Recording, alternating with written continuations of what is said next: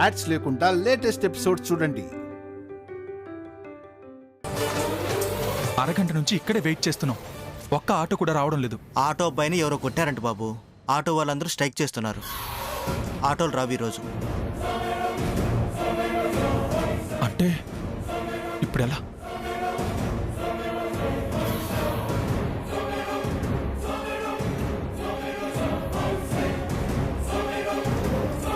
అన్న, ఒక పని చేస్తావా? చెప్పండి బాబు. నీ సైకిల్ నాకు ఇస్తావా? నా మరదలు రామలక్ష్మిని అర్జెంటుగా ఇంటికి తీసుకెళ్ళాలి. అదెంత పని? తీసుకోండి బాబు. థ్యాంక్స్ అన్న. తీసుకోండి. త్వరగా రండి.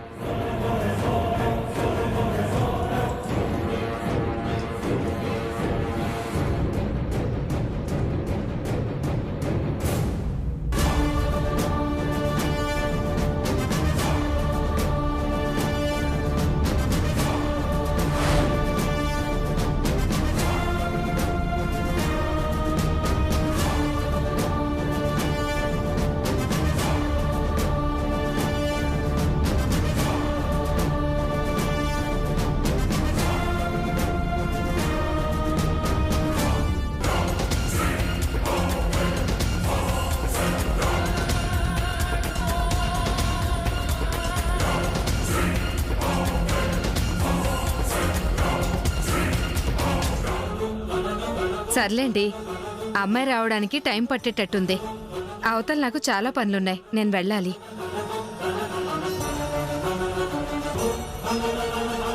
ఇంత దూరం వచ్చాక అమ్మాయిని చూడకుండా వెళ్తే ఎలా అండి? రెడీ అవ్వడం ఎంతసేపు? ఇప్పటికి చాలా టైం తీసుకుంది కదా, వచ్చేస్తుంది. పద్మా, పాపం ఆవిడికేవో పనులున్నాయి అంటుంది కదా, అనవసరంగా ఇబ్బంది పెట్టడం ఎందుకు? అయ్యో పర్వాలేదు వదినా. ఎవరి కోసం ఎదురు చూస్తున్నాను? నా కోడల కోసమే కదా. మా రామలక్ష్మి అంటే ప్రేమీలకి ఎంత ప్రేమో. నీలాంటి అత్తగారు దొరకడం నా మనవరాల అదృష్టం. పాపం అక్కయ్య గారికి కోడల్ని చూసుకునే అదృష్టం లేదనుకుంటాను ఇవాళ. అదేంటి వదిన అలా అంటావు? ఉపవాసం ఉండి రామలక్ష్మి రెడీ అవ్వడానికి లేట్ అయిందేమో. నేను వెళ్ళి తీసుకొస్తాను. నేను కూడా వస్తాను, పద. ఒక్క నిమిషం అండి వదిన గారు. నా కోడలు నేను చూడ్డానికి అభ్యంతరం ఏముంది? నా కోడలు సిగ్గుపడుతున్నట్టుంది. నేనే వెళ్ళి చూస్తాను. ఏంటమ్మా? అదే అన్నయ్య గారు, ఆలస్యం అవుతుంది. నాకు ఇంట్లో చాలా పనులున్నాయి. అమ్మాయి ఏమో ఇంకా రాలేదు. లోపల రెడీ అవుతున్నట్టుంది. నేనే వెళ్ళి చూస్తాను. అక్కడే 2 మాటలు మాట్లాడేసి వెళ్తాను. అది కాదమ్మా, తనకు కాబోయే అత్తగారు మీరు. తనని చూడ్డానికి మీరు వెళ్ళడం ఏంటి? అయ్యో అదేంటి అన్నయ్య గారు, నా ఇంటి కోడలంటే నాకు కూతురు అన్నట్టే కదా. నేనే స్వయంగా వెళ్ళి పలకరిస్తే తప్పేంటి చెప్పండి. వెళ్ళండి. వదినా, గదిలో మంచం సామాన్లు తప్ప ఇంకెవ్వరూ లేరు. ఇప్పుడు ప్రమీళ వెళ్ళిందంటే అవన్నీ చూసి షాక్ అవుతుందేమో. ఆ కోపంలో అవన్నీ ఇసిరేస్తుందా ఏంటి? వదిన ఎలా మేనేజ్ చేస్తుందో చూడాలి పార్వతి. పద చూద్దాం.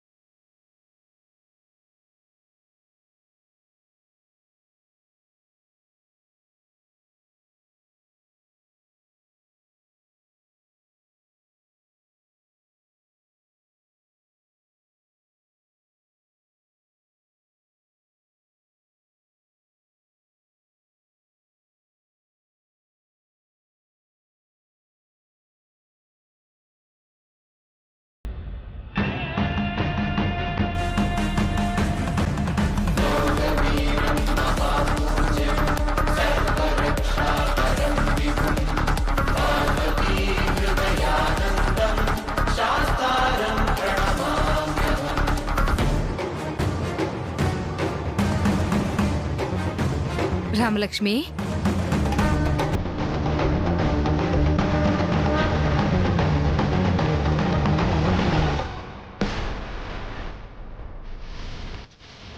అత్తయ్య,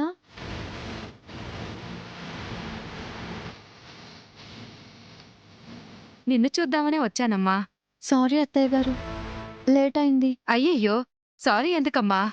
నా కోడలు బంగారం, అందుకే బంగారపు హారం తీసుకొచ్చాను.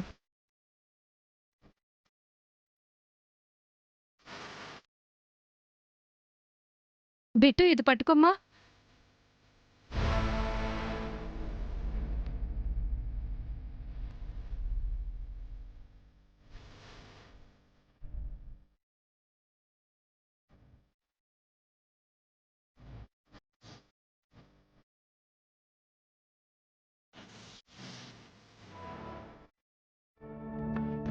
ఎంత అందంగా ఉన్నావో, నా దిష్టే తగిలేలా ఉంది.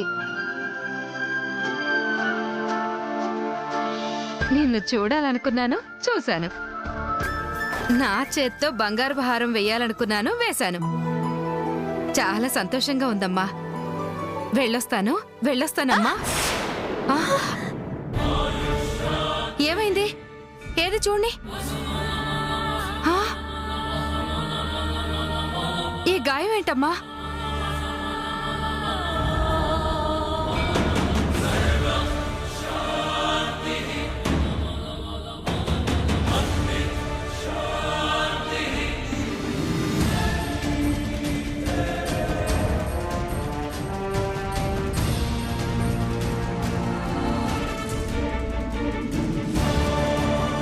రామలక్ష్మి, ఏమైంది?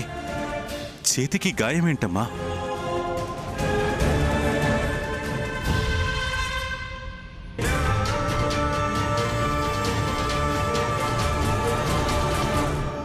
ఎందుకు భయపడుతున్నావు? నువ్వు రఘురామ్ కూతురువి. తప్పు చేస్తే భయపడాలి. ఏదైనా తప్పు చేసావా? అందుకే మీ అత్తగారు వచ్చినా కూడా కిందికి రాలేదా ఏంటి?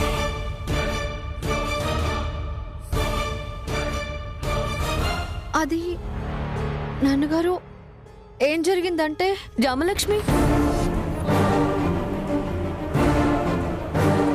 ఎందుకు భయపడుతున్నావు? ఇందాక వాష్రూమ్లో కాలు జారి పడిపోయావు కదా, అదే చెప్పు.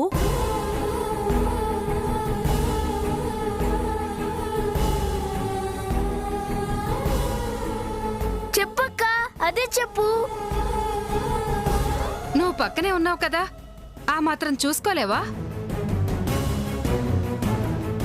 పద్మా,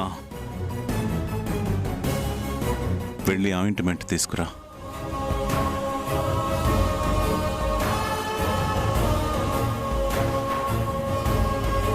చూసుకోవాలి కదా రామలక్ష్మి.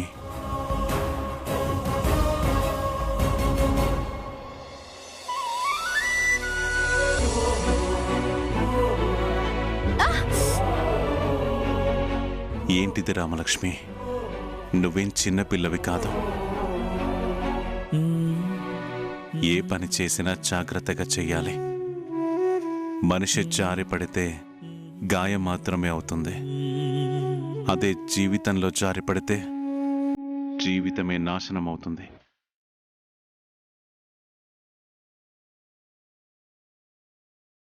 జాగ్రత్తమ్మా.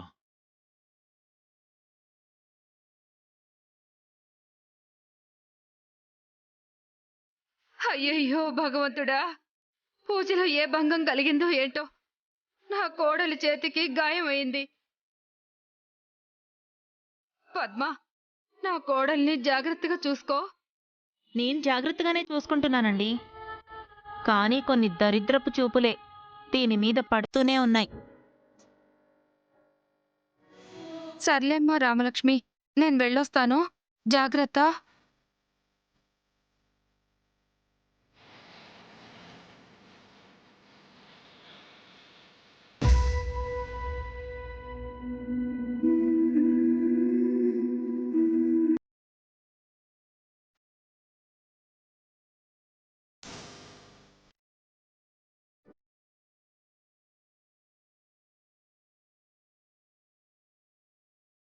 ఇంత కంగారు పెట్టేశారేంటి? ఎన్నిసార్లు ఫోన్ చేశాను మీకు? మీరు రూమ్లో ఉన్నారు కాబట్టి సరిపోయింది. అదే రూమ్లో లేకపోతే ఈరోజు ఇంట్లో ప్రళయం వచ్చుండేది. ఇందాక మెట్లెక్కినప్పుడు నా గుండె ఆగిపోయినంత పనైపోయింది. ఈ గాయమేంటి? రామా, నువ్వు ఆటలో గెలిచావా?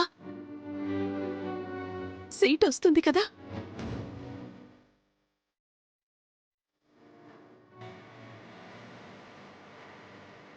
ఏమైంది రామా?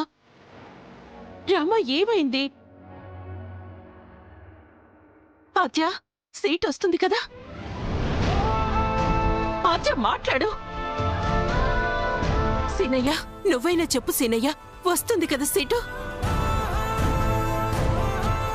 ఎవరు మాట్లాడరేంటి? నేను గోల్ కొట్టలేకపోయానమ్మా.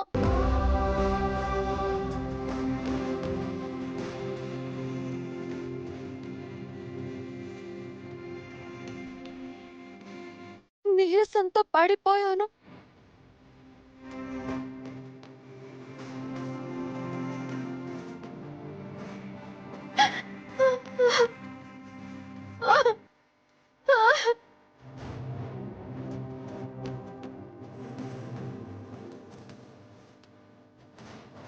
టైం అయిపోయిందని కోచ్ చెప్పాడమ్మా. నా టైం కూడా సరిగ్గా లేదు. అందుకే నేను సరిగ్గా ఆడలేకపోయాను.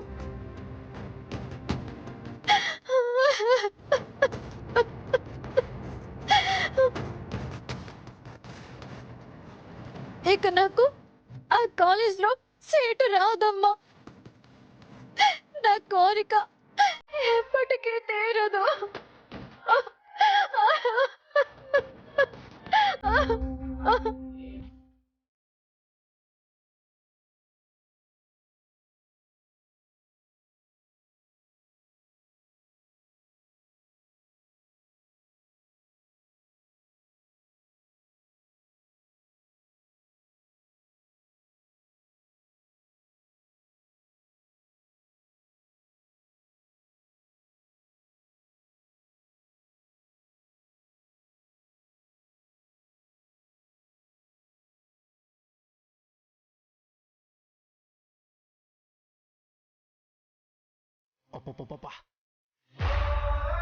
మందు అలవాటున్నవాడికి అది పడితే గాని ఏమీ తోచదు. చిల్లి కవ్వలేదు. పద్మావతిని అడగాలి. పద్మం, జత ఏంటండి? ఏమి, నువ్వు చల్లగా ఉండాలని కోరుకుంటున్నానే. నేను చల్లగా ఉండటానికి గోదాట్లో మునిగితే సరిపోతుంది. మీరేంటి వేడిగా ఉన్నారు? మళ్ళీ మందు తాగొచ్చారా? పద్మం, ఎంత మాట అన్నావే. శివ శివ రామరామ కృష్ణ కృష్ణ. ఏమే పద్మం, నేను మందు మానేసి చాలా రోజులైపోయిందే. ఏదో జెంట్లుమెన్గా ఉండాలనుకున్నప్పుడు మాత్రం కొంచెం తాగుతాను. అది కూడా పక్కోడి కోసం. వాడు బాధపడకూడదు కదా. ఇప్పుడు మీకేం కావాలి? నువ్వు నా కొడుకు చల్లగా ఉండాలని గుడికెళ్ళి పూజ చేయించాలనుకుంటున్నానే. ఒక 500 ఉంటేవే. అదేంటి, మొన్నే కదా మనం గుడికెళ్ళొచ్చాం. పద్మం, మనకు ఒక్క దేవుడు ఒక్క దేవత ఉన్నారనుకుంటున్నావా? 3 దేవతలున్నారే. ఆ పూజలన్నీ చెయ్యాలంటే ఒక్కరోజు సరిపోదు పద్మం, ప్రతిరోజు చెయ్యాలి. ఈ రోజే ఎందుకు అని. ఏమే, ఇన్ని రోజులు నా కొడుక్కి నా భార్యకి నేనేం చేశానే? ఏం చేశాను? అందుకే ఈరోజు మీ పేరు మీద పూజ చేయించాలనుకుంటున్నాను. ఒక 500 ఇవ్వే. గుడికెళ్తే 500 దేనికండి? అవ్వా, ఎందుకే పద్మం అలా మాట్లాడతావు? నేను గుడికి వెళ్ళాలా? అక్కడ కొబ్బరికాయ కొనాలా? దేవుడికి దండం పెట్టుకుని పూజారికి దక్షిణ వెయ్యాలా? వచ్చే దారిలో లడ్డూ కొనాలా? పైగా నాకు ఒక్క లడ్డూ సరిపోదు, 5-6 లడ్డూలైనా ఉండాలి. మీరు తినడానికా? చిచ్చి, పంచడానికి, జనానికి పంచడానికి. అంతా అయిపోయి గుడి బయటికి రాగానే అక్కడంతా అడుక్కునే వాళ్ళందరూ ఉంటారా? వాళ్ళ చేతిలో 10 రూపాయలన్నా పెట్టకపోతే వాళ్ళు ఏమనుకుంటారు? వీడు మనకంటే దరిద్రుడు అనుకుంటారు. అందుకే వాళ్ళకి ఎంతో కొంత ఇవ్వాలి కదా. ఇంత తతంగం ఉంటే ఉట్టి చేతిలో గుడికెళ్ళి రమ్మంటావంటే ఉట్టి చేతులతో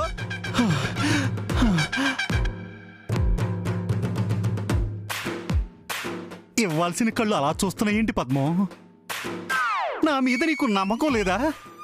నాకు మీ మీద నమ్మకం లేదులేండి, తప్పుకోండి. పద్మం, ఎంత మాట అన్నావే? అసలు నా పేరేంటి? వెంకట్రావు. కాదు, రింగు వెంకట్రావు. నా ముఖానికి రింగు, నా చేతికి 10 మందికి దానం చేయడం తప్ప ఇంకేమీ తెలియదు పద్మం. నా కొడుకు, నా భార్య బాగుండాలని పూజ కోసం 500 అడగడం తప్ప తప్ప తప్ప.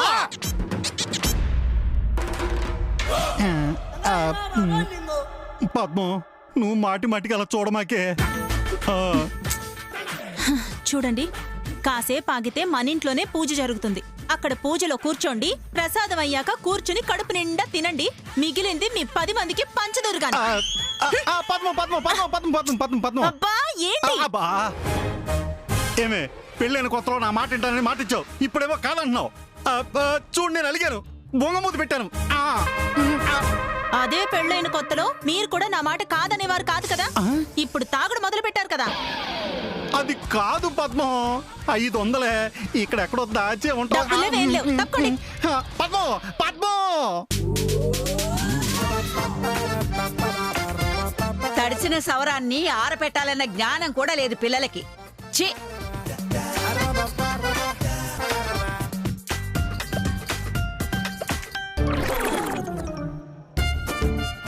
సవరం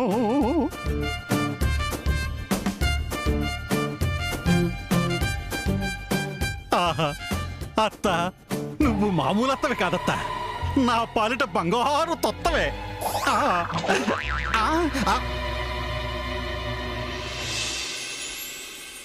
ఇక్కడి దాకా వచ్చారు, కనీసం భోజనం చేయకుండా వెళ్ళిపోతే అల్లుడు గారు అబ్బాయి ఏమనుకుంటారో ఏంటో.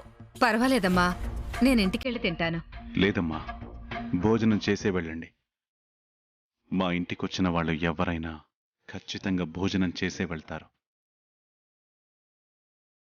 అయ్యో అన్నయ్య గారు, మీకెందుకు శ్రమ? నేను ఇంటికి వెళ్ళి తింటాను. ఇందులో శ్రమే ఉంది అక్కయ్య గారు, చిటికలో వంట వండేస్తాం. అదేంటి పద్మా, అసలు విషయం మర్చిపోయావా?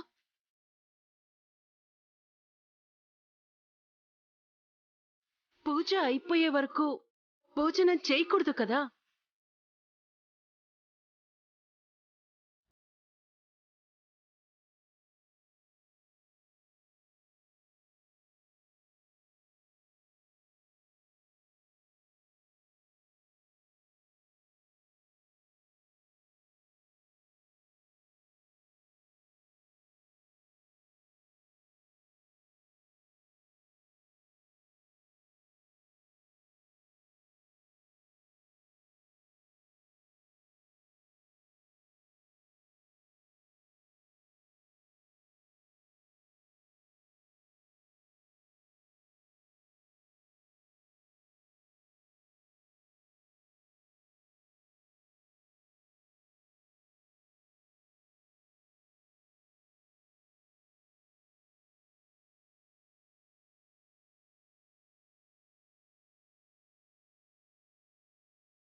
అమ్మా,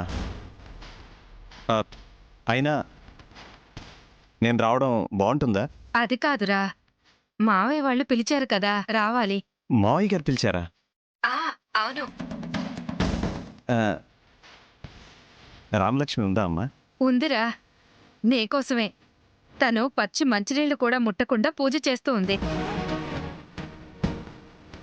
నువ్వు వచ్చి తనతో మాట్లాడు, ఇద్దరం భోంచేసి వెళ్దాం. అలాగే అమ్మా, ఇప్పుడే వస్తున్నాను. అరే, అలాగే మీ నాన్నని కూడా వెంట పెట్టుకునిరా. అబ్బాయి మా వారు ఇద్దరు వస్తున్నారు. మంచిది.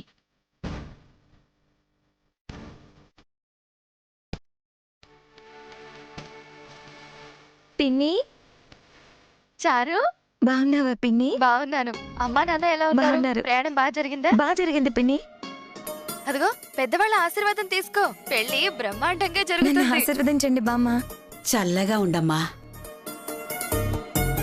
అంటే పెద్దవాళ్ళు దీవిస్తేనే గాని పెళ్లి జరుగుతుందన్న నమ్మకం నీకు లేదా? ఒరే శివరాం, పెద్దవాళ్ల ఆశీర్వాదం ఉండాలని పారు ఉద్దేశం.